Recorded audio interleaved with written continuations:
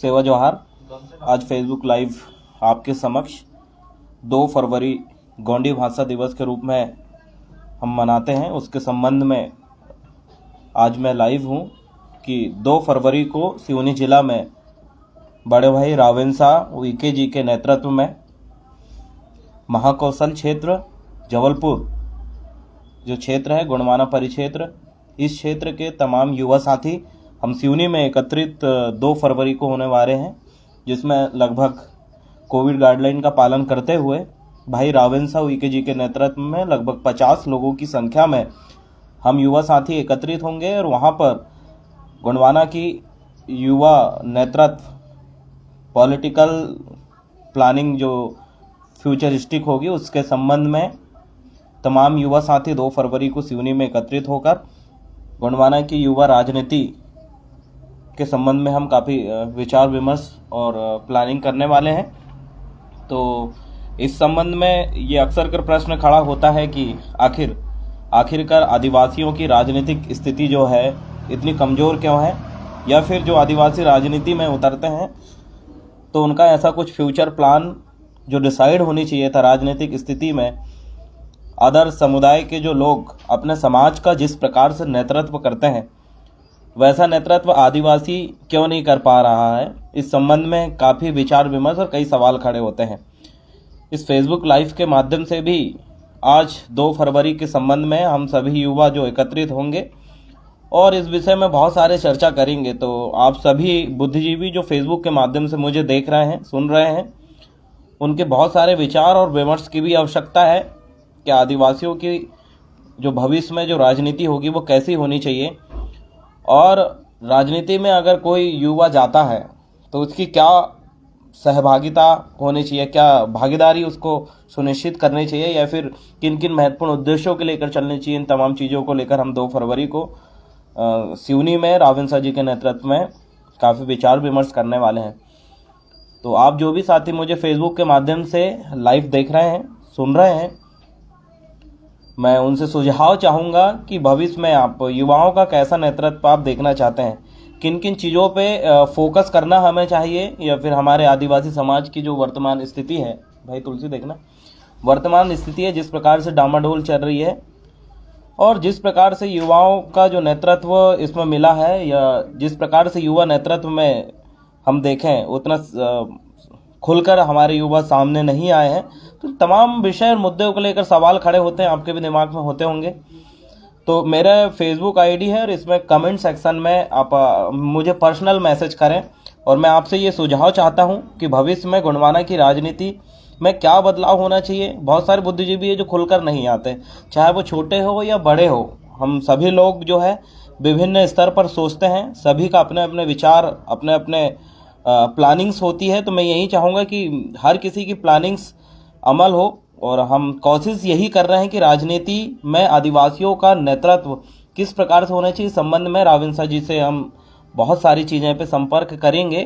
किसी न किसी की गाइड और मार्गदर्शन की हमें भी आवश्यकता है, क्योंकि हम यूथ हैं और हम परफेक्ट तो नहीं हैं, लेकिन हम लगातार मार्गदर्शन लेते रहेंगे। और हमें लगता है कि रावेंसा वीके जी काफ़ी नॉलेजफुल है और कैडराइज यूथ है, बहुत सभी फील्डों में लगभग हम उनको सुने हैं और बहुत सारे उनके ट्रेनिंग्स भी हमने अटेंड किए हैं, और हम उन्हीं से चर्चा करेंगे। तो आप जितने भी साथी मुझे फेसबुक के माध्यम से लाइव देख रहे हैं, वो आप मुझे अपने अपने सुझाव आदिवासियों की राजनीति के संबंध में आप मुझे पर्सनल मैसेज कर सकते हैं। उन सभी चीज़ों को मद्देनज़र रखते हुए, ध्यान में रखते हुए हम सोचें कि कोई उचित निर्णय लें, हम यह प्लानिंग करेंगे। हमारा उद्देश्य गुणवाना की पॉलिटिकल जो पावर है उसको बढ़ाना है। हमारा उद्देश्य एजुकेशन में जिस प्रकार से आदिवासियों की स्थिति है, एजुकेशन स्तर जिस प्रकार से गिरता जा रहा है, और अभी कोविड की वजह से स्कूली स्थिति भी किस प्रकार से कमज़ोर होती जा रही है, बहुत सारे सवाल और मुद्दे खड़े होते हैं।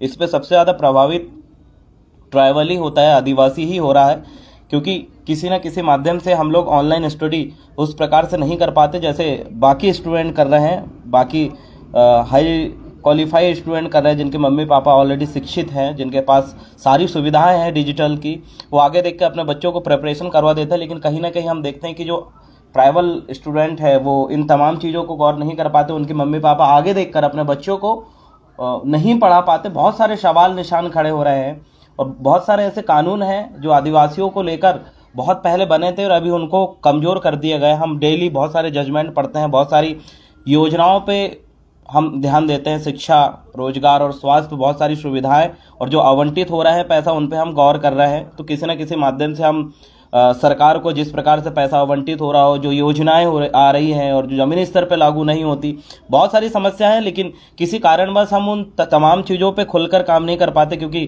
कहीं ना कहीं मेरी अगर बात करूं, मेरे जैसे तमाम युवाओं की बात करें, किसी न किसी प्रकार से रोजगार से जुड़े हैं या फिर अपना स्कूल कॉलेज से जुड़े होने की वजह से अपना पूरा ध्यान इस ओर नहीं दे पाते। मैं भी अपना पूरा ध्यान इस ओर नहीं दे पाता क्योंकि मेरा भी कॉलेज चल रहा है। तो सभी अपने अपने स्तर पर लगे हुए हैं। लेकिन अगर आपका सुझाव अगर हमें मिलता रहे, अगर इसी प्रकार से यूथ जो है लगातार बैठ के चर्चाएं करते रहे, विभिन्न प्रकार की प्लानिंग बनाते रहे, तो कुछ ना कुछ अच्छा बदलाव भविष्य में होगा। तो आज इस वीडियो के माध्यम से, लाइव वीडियो के माध्यम से 2 फरवरी सिवनी में होने वाली इस महत्वपूर्ण हम गुणमाना युवा संवाद की हम बात करेंगे। उसमें मुझे क्या क्या बात रखनी चाहिए अपने तरफ से, क्योंकि मैं वही काम करता हूं जो समाज डिसाइड करता है, समाज चाहता है, और मैं लगातार पहले से भी करता आ रहा हूं और अभी भी मेरी भी जो गतिविधि रही है वो अपने जो समाज कहता है सिर्फ उस अकॉर्डिंग हम चलने का काम करते हैं।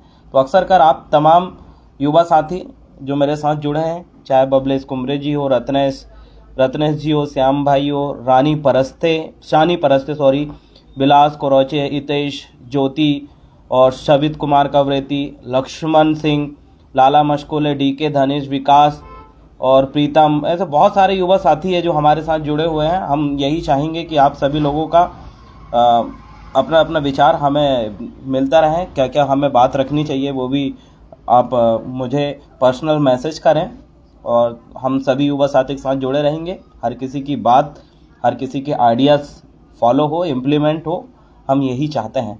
और बस फ्यूचर में यही है कि आदिवासियों की पॉलिटिकल स्थिति मजबूत कैसे करें, यूथ की क्या भागीदारी हो, यह हमारा फोकस रहेगा।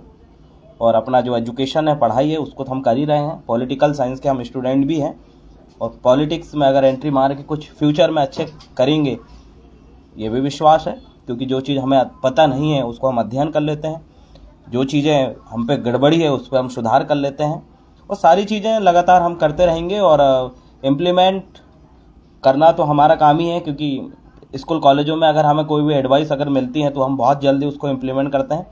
और बहुत सारी गलतियां भी हमसे होगी, और स्वाभाविक सी बात है, इंसान है, गलती तो होनी चाहिए, और गलती उसी से होती है जो काम करता है। तो वही 2 तारीख को मिलता है।